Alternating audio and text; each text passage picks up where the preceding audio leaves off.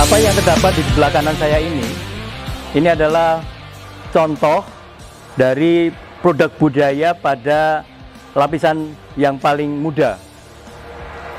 Bagaimana kita bisa mengetahui bahwa ini adalah produk budaya dari lapisan paling muda? Indikatornya tidak terlalu sulit untuk dikenali. Yang pertama adalah kita melihat dari bata yang dipakai untuk menyusun kolam ini, itu ukurannya jauh lebih kecil dibanding bata-bata yang bertebaran di sekelilingnya. Dan itu adalah indikasi yang menonjol bahwa bata-bata itu yang kecil-kecil ukurannya ini berasal dari periode yang sangat muda. Sangat mungkin ini berasal dari periode sekitar awal abad 20 atau mungkin akhir abad ke-19. Dan kemudian dipadu dengan penggunaan spesi.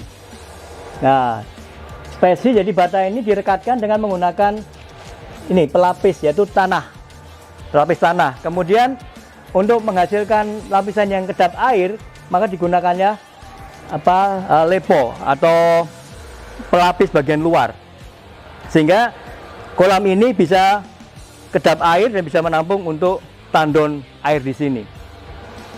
Dan di bagian paling atas ini sudah masuk pada periode lapis budaya yang modern. Jadi ini adalah yang boleh dikatakan ini yang paling muda lapisan budayanya dalam konteks sumur rupas ini. Struktur yang ada di sini itu saling tumpang tindih. Kita melihat di sini sebelah kiri saya ini ada struktur bata yang sudah dieskavasi dan digali sampai kedalaman hampir 2 meter. Dan ternyata dia membentuk sebuah struktur bata yang seperti menara, ya, tapi dia padat, jadi tidak ada rongga di dalamnya, dalam sekali. Dan di atasnya itu terdapat struktur bata yang lebih muda. Nah, termasuk yang ada di sebelah saya ini adalah recycle atau penggunaan ulang dari bata-bata lama, tapi disusun pada periode yang jauh lebih muda. Jadi kelihatan bahwa bata-bata di depan saya ini dahulu adalah bata yang merupakan bagian dari struktur bangunan dengan teknik kosot, karena kelihatan permukaan batanya sangat halus, itu hasil dari kosot. Namun dia sekarang ditata apa adanya, tidak menggunakan teknik kosot kembali. Jadi ini recycle. Nah, kapan ini ditempatkan di sini tentu masih membutuhkan kajian lebih lanjut. Namun terlihat bahwa apa yang ada di dekat saya ini, antara kolam sebelah kanan saya, kemudian struktur bata yang ada di sebelah kiri saya, ini berasal dari periode yang sangat jauh berbeda, namun berada pada konteks ruang yang sama.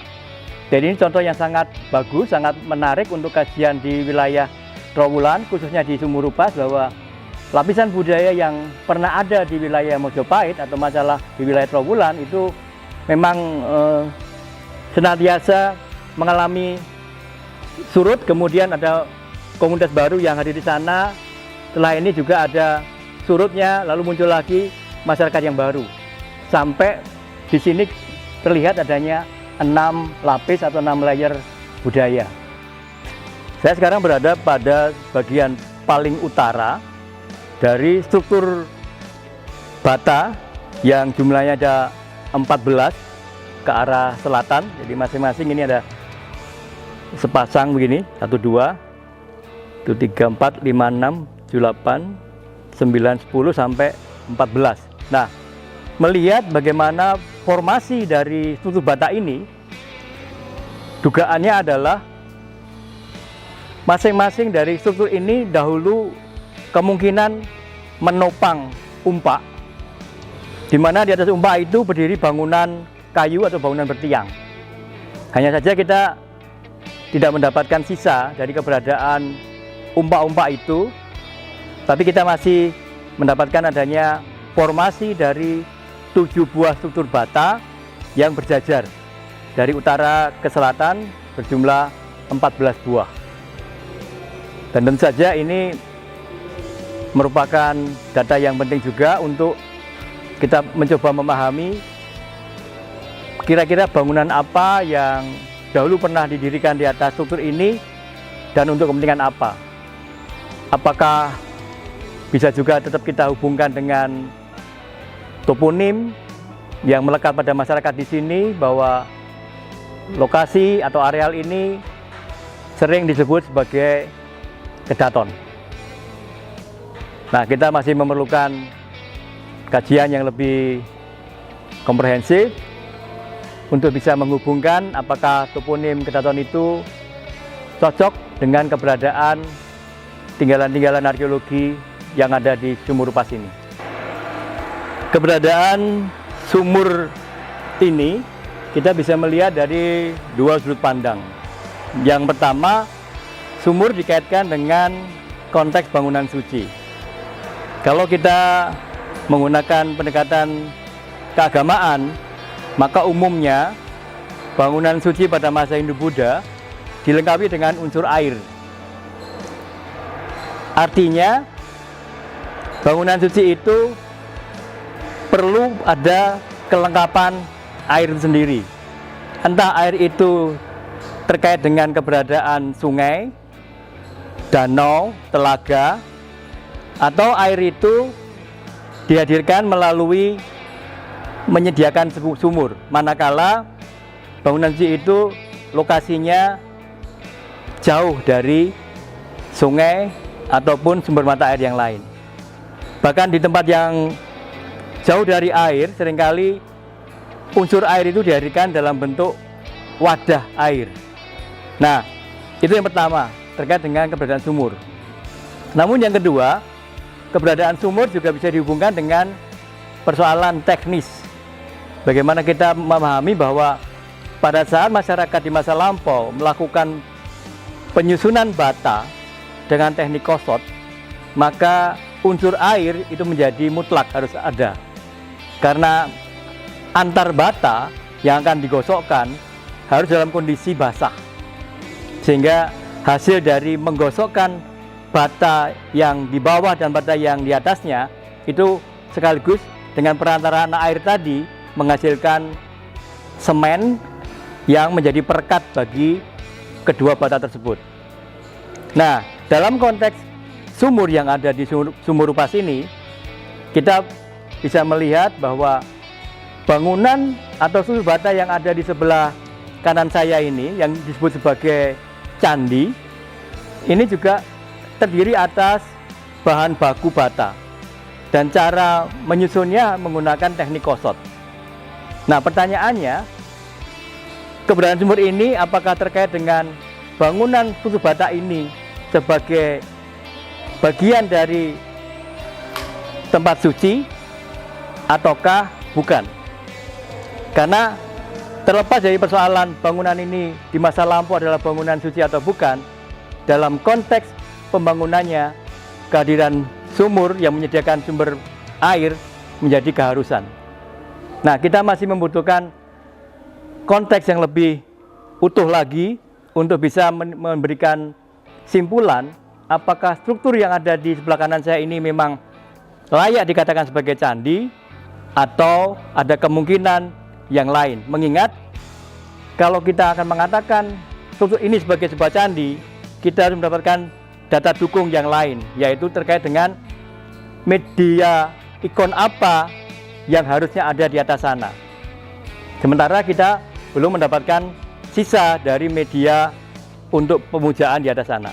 Walaupun kita melihat dari sisi ini, di sini terlihat sekali bahwa untuk menaiki struktur ini disediakan trap atau tangga naik ke atas.